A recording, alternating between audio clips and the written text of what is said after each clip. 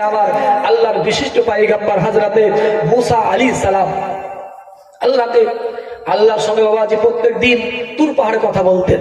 একদিন থেকে বলছেন, মাওলা ওগো আমার আল্লাহ, আমি তো তোমার সঙ্গে আল্লাহ আমার দেখা হয় না, সাক্ষাৎ হয় না, আল্লাহ কথা হয়, কিন্তু মাওলা আমি তোমার পয়গম্বর মুসা আলাইহিস সালাম আল্লাহ জানতে চাই যে আল্লাহ আমার জান্নাতের সঙ্গী সাথী কে হবে, কে হবে আল্লাহ একটু বললে ভালো হয়।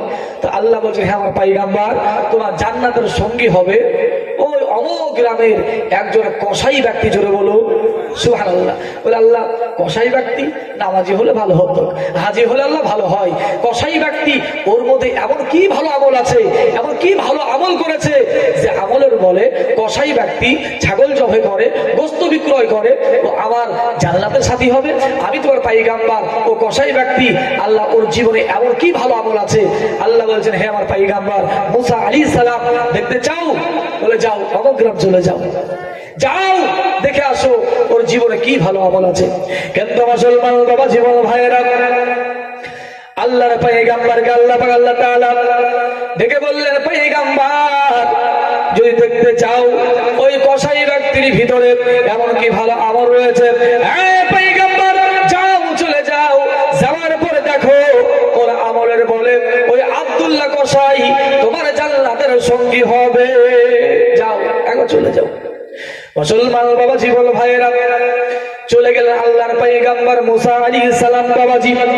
বাজারে যাওয়ার পরে বহু মানুষের ভিড়, ওই জায়গায় চিনতে পারা যায় না এই জায়গায় আব্দুল্লাহ কসাই কার নাম। লোকজনকে ডেকে বললো, ভাইরে এই বাজারের ভিতরে আব্দুল্লাহ ছাগল জবে করে, যার গোশত বাজারে বিক্রয় করে, একবার বলো ভাই ওই আব্দুল্লাহ কার নাম, ওই কসাই ব্যক্তি কার নাম? ওই সময় বাবা জীবন ভাইরা লোকজন বলল, হুজুর ওই দেখতে পাওয়া যায় ছাগল জবে করে, গোশত বিক্রয় করে, ওর নাম হলো আব্দুল্লাহ কসাই। আল্লাহর পয়গম্বর চলে গেলেন বাবাজি। যাওয়ার পরে সালাম করলেন। নবীজি বললেন, তোমরা আগে সালাম দিবে তারপরে কালাম করবে, আগে সালাম দিবে তারপরে কথা বলবে। আমরা কি করি? এই আব্দুর রহমান ভাই আসসালামু আলাইকুম, এটা চলবে? হ্যাঁ না, আগে বলতে হবে আসসালামু আলাইকুম। আব্দুর রহমান ভাই ভালো আছেন? বাড়ির খবর ভালো? আপনি ভালো আছেন? খাওয়া দাওয়া করেছেন? না এটা কিন্তু আমাদের কি আগে কথা বলি তারপরে সালাম দিই। নবীজি বলছেন না, আগে সালাম দাও তারপরে কথা বলো, কালাম করো।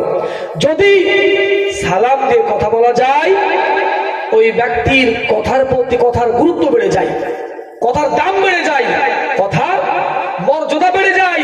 তোমরা আগে সালাম দাও তারপরে কথা বলো। কি করলেন? আল্লাহর পয়গম্বর সালাম দিলেন। কি খবর? বলে আপনার নাম কি আব্দুল্লাহ? বলে হ্যাঁ।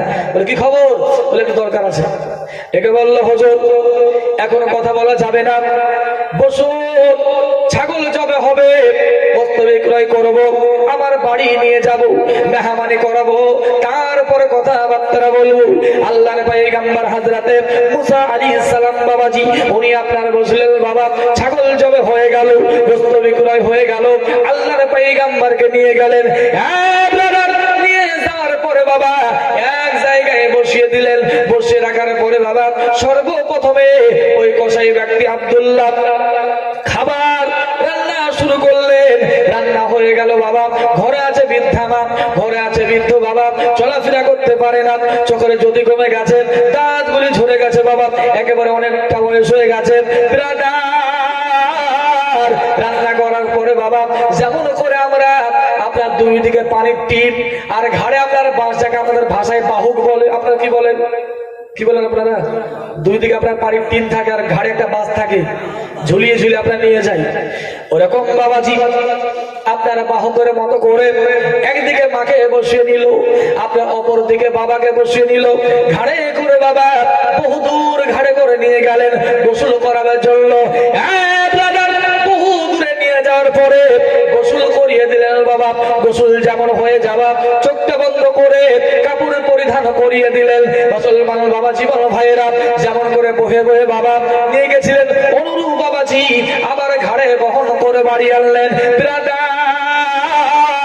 আনার পরে বাবা বাবা আমাকে আপনার বসিয়ে দেওয়া হলো, খাবার খোলা হলো। খাবার খোলার পরে মায়ের মুখে দাঁত নেই রে বাবাজি, বাবার মুখে আপনার দাঁত নেই, দাঁতগুলি ঝরে গেছে। মুসলমান বাবা জীবন ভাইয়েরা মা চিবিয়ে চিবিয়ে চিবিয়ে চিবিয়ে খাবার খেতে পারে না, বাবা চিবিয়ে চিবিয়ে বাবা খাবার খেতে পারে না।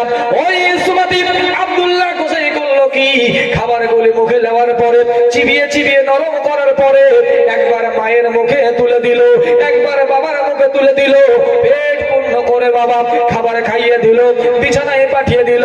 ওই সুমাতি মা বিছানায় যাওয়ার পরে, বাবা বিছানায় যাওয়ার পরে আল্লাহর দরবারে হাত বাড়িয়ে দিল, ও বাবা আমার বেটা আব্দুল্লাহ, আল্লাহ আমাদেরকে ভালোবাসে, আল্লাহ গোসল করিয়ে দেয়, আল্লাহ রান্না বান্না করে, আল্লাহ খাবার খাইয়ে দেয়, দাঁত নাই বলে আল্লাহ চিবিয়ে চিবিয়ে খাবার গুলি নরম করে আমাদের মুখে আল্লাহ তুলে দেয়। ও আমার মাওলা, আমি মা ছেলের প্রতি রাজি হয়ে গেছি, আমি বাবা ছেলের প্রতি রাজি হয়েছি, আল্লাহ আমার আব্দুল্লাহর প্রতি আমরা রাজি হয়েছি। ও আমার আল্লাহ, তুমি আল্লাহ দোয়া কবুল করে নাও। আল্লাহ এই জামানার পয়গম্বর মুসা আলাইহিস সালামের আল্লাহ জান্নাতের সঙ্গী বানিয়ে দাও। মুসলমান বাবা জীবন ভাইয়েরা, মা দোয়া করলো, আল্লাহর দরবারে কবুল হয়ে যাবে। আল্লাহ রাসূল বলছেন বাবাজি, তিনজন ব্যক্তির দোয়া কোনদিন কোন সময় বাবা আল্লাহর দরবার থেকে ঘুরে আসতে আপনার পারে না, কবুল হবেই হবে, ঘুরে আসবে না। বাবাজি আমার, তিনজন ব্যক্তির দোয়া আল্লাহ দরবারে অতি শীঘ্রই তড়িঘড়ি আপনার কবুল হয়ে যায়। একজন হলো বাবাজি মুসাফির ব্যক্তি, যে সফরে রয়েছে, আর দুই নাম্বার হলো মাজলুম ব্যক্তি, অত্যাচারিত ব্যক্তি, যার প্রতি অত্যাচার করা হয়েছে, আর তিন নাম্বারে হলো বাবা মা, এদের দোয়া আল্লাহ দরবার থেকে চাই খারাপ হোক চাই ভালো হোক আল্লাহ দরবার থেকে বাবাজি ঘুরে আসবে না, কবুল হয়ে যাবে, কবুল হয়ে যাবে। আল্লাহ রাসূল বলছেন এই তিনজন ব্যক্তির দোয়া কোন সময় আল্লাহ দরবার থেকে বাবা ঘুরে আসে না, কবুল হয়ে যায়। মুসলমান বাবা জীবন ভাইরা, আজকে বর্তমান সময় বাবাজিরা আমাদের কাছে বাবাজি ভারী হয়ে গেছে। মুসলমান বাবা জীবন ভাইরা, সবারই জায়গা হবে, বাবা মা এদের জায়গা হবে না। কোথায় হবে? হয় বারান্দায়, তাহলে আপনার সিঁড়ি ঘরের তলা, বাবা এখানে জায়গা হবে। মুসলমান বাবা জীবন ভাইরা, সবারই খাবার জুটবে, বাবা মা এদের খাবার জুটবে না। জুটে বাবা? জুটে না।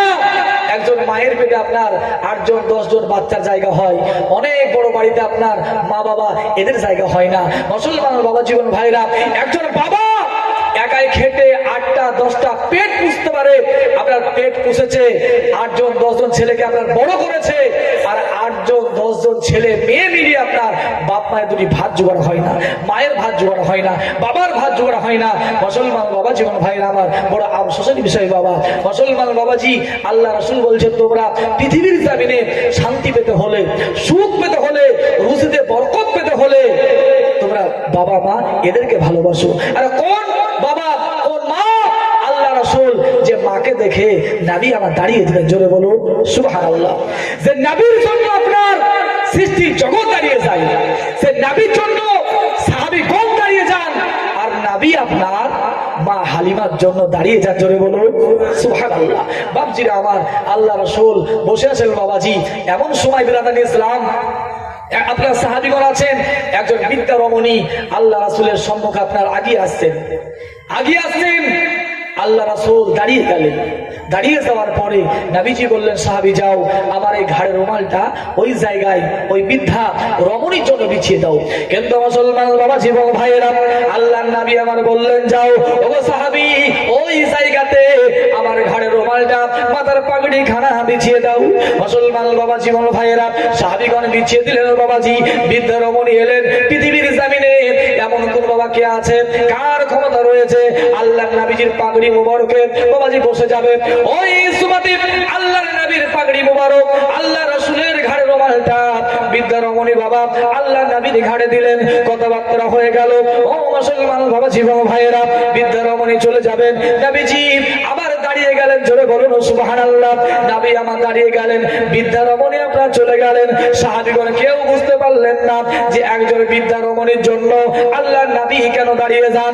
ওই সুমাতে আল্লাহর নবীকে ডেকে বলছেন, ইয়া রাসূলুল্লাহ, ইয়া হাবিবাল্লাহ, নবী গো, বলে আপনার জন্য আমরা দাঁড়িয়ে যাই, আপনার জন্য সৃষ্টি জগৎ দাঁড়িয়ে দাঁড়িয়ে যায়, বলে ইয়া রাসূলুল্লাহ, ইয়া হাবিবাল্লাহ, নবীজি একজন তুচ্ছ রমণীর জন্য বিশ্ব নবী কেন দাঁড়িয়ে যান?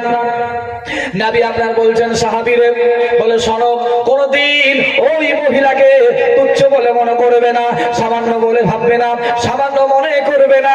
ওটা হলো আমার দুধ মা হযরত হালিমা সাদিয়া রাদিয়াল্লাহু তাআলা আনহা। আমি নবীজি তার স্তন পান করলাম, দুধ পান করেছি। ওগো সাহাবী, আজকে হালিমার জন্য আমি নবীজি ঘাড়ে রুমাল বিছিয়ে দিলাম। আমি নবী যদি মা আমিনাকে পেতাম, আমি নবীজি আমিনার জন্য আমার কলিজা কেটে আমিনার পায়ের তলাতে বিছিয়ে দিতাম। জোরে বলুন সুবহানাল্লাহ। আমি নবী হালিমার জন্য ঘাড়ে রুমাল বিছিয়ে দিলাম। আমি নবী যদি আমার মা আমিনাকে পেতাম, তো আমিনার জন্য আমার কলিজা কেটে আমি নবীজি মায়ের পায়ের তলায় বিছিয়ে দিতাম। জোরে বলুন সুবহানাল্লাহ। নবীজি বলছেন, হে আল্লাহর বান্দারা, তোমার পিতামাতা তোমার জন্য জান্নাত স্বরূপ এবং তোমার জন্য জাহান্নাম স্বরূপ। বাবা জীবন ভাইরা আমার, তাহলে পিতামাতা এরা আপনার জন্য জান্নাত এবং জাহান্নাম।